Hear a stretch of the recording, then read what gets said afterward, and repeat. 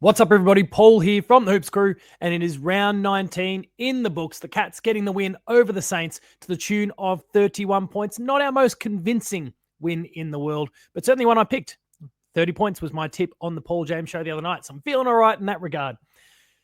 Let's get into the final result here and explore the worm, how we got to this point before we start to really break the game down in a multitude of different ways. Firstly, 17-11, 113, beating the Saints, 12-10, 82. Really, it was the second quarter where the Saints kind of got away a little bit and some junk time stuff at the end there. But the Cats, pretty convincing winners.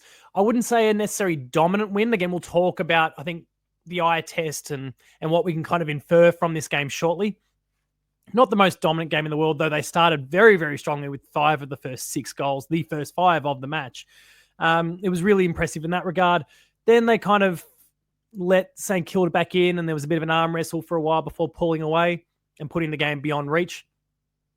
Not the most convincing win in the world, but a win nonetheless. More to be done if we want to be finals ready. But let's get into the worm a little bit itself. And as I mentioned, Cats with the first 5 goals of the game there before Nasiah Wanganeen-Miller got his first. And then the arm wrestle kind of began. You can see the up and down and up and down. The thing that impressed me the most about this is outside of this block here of 2 consecutive goals, and then this one here at the beginning of the final term where the Saints got 2 consecutive goals, Geelong did what I've been critical of them for a long, not doing for a long time, which is being able to halt teams when they get momentum, to swing the pendulum back the other way and ensure that the teams don't get too much momentum, to lock them down. And Geelong did that. There's another block here of these two to end the first, and then, a good 5 minutes into the second, but I wouldn't really count that. Geelong did a great job in this regard. So, and then when they had the opportunities where the bounce the ball was going their way, where momentum was up, they took full advantage with the first 5. Again, with this block of 4 here, it's what you want to see, because in this modern game of football, you don't have it all your way all the time. All the teams, with all the equalization that's gone on, all the teams have talent on their list, and it's about how to contain it when things aren't necessarily going your way. And to Geelong's great credit, they did a good job in this regard. But that is the worm. Not a lot that you can really take from that. You can see this middle block of the game, probably a quarter and a half, where it was just kind of an arm wrestle, strong arm the whole way through before Geelong pulled away again.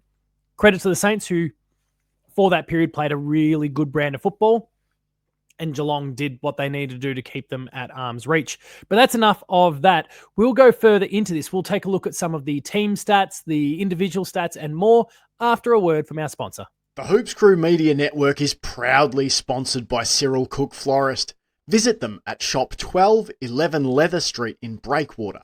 Phone them on 035 222 2244 or visit their website at www.cyrilcookflorist.com.au and use the offer code GOCATS in the voucher field at checkout to get 20% off your next online purchase.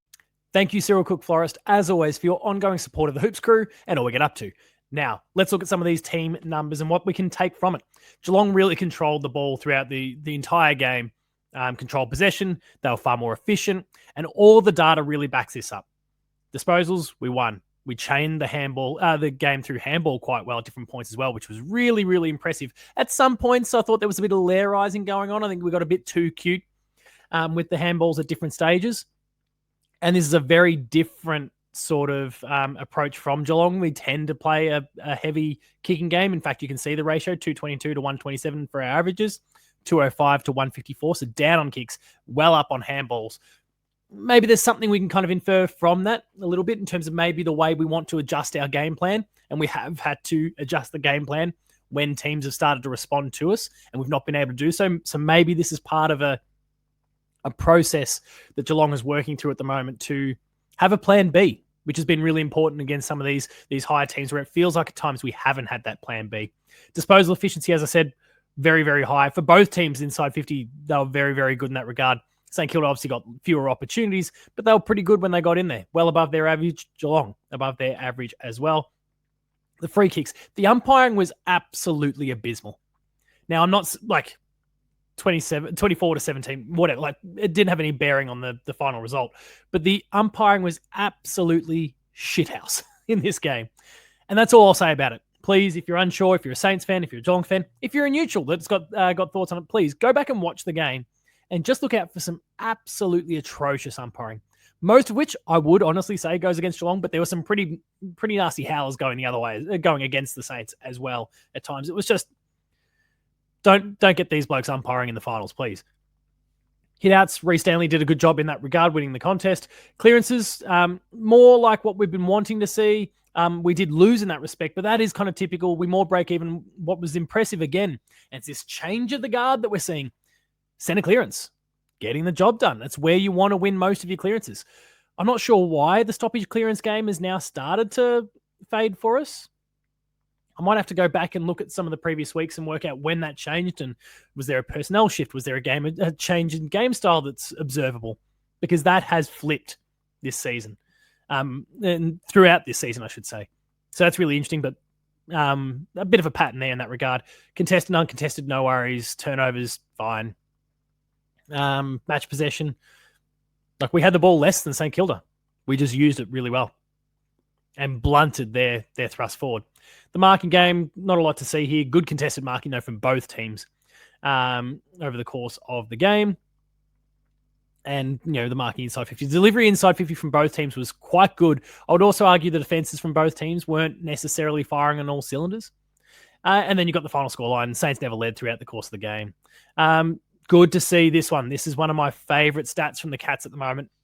And it was obviously very, very poor last week against the Giants. But tackles inside 50, back where we want to see it. 23-5 is huge. Max Holmes got on the run a little bit. 8 bounces, most of which would have been him. Maybe all of them, in fact. Look, the team stats read pretty well. Player numbers. I think we could have done more to halt. He's not really my focus here because we're going to hone in on the Cats, but I think we could have done more to lock down on Nasiah Wanganeen-Millera, who was kind of feeding well in this game. He put in a really good effort.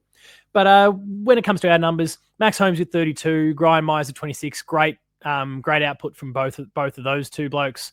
And again, I guess an important one when we look at a lot of these high possession plays is how many goal assists that we're getting.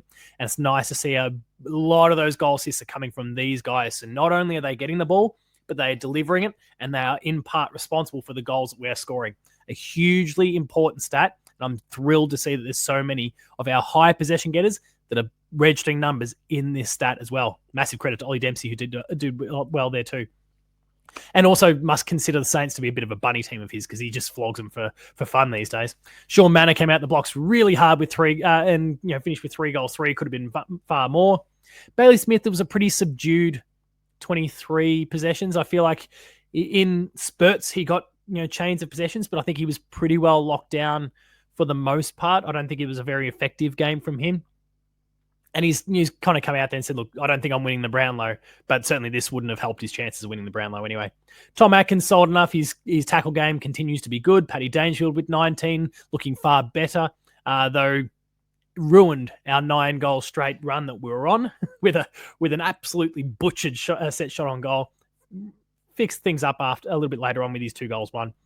Jack Henry was pretty solid, Zach Guthrie. But the thing I guess I want to highlight through a lot of this, and obviously Jeremy Cameron's kind of an exception. He doesn't play a high possession game for the most part, but finished with 5 goals won, is that there's not a huge, it's kind of that team effort thing, but not at the same time. I think we were well held up by probably a dozen players in particular.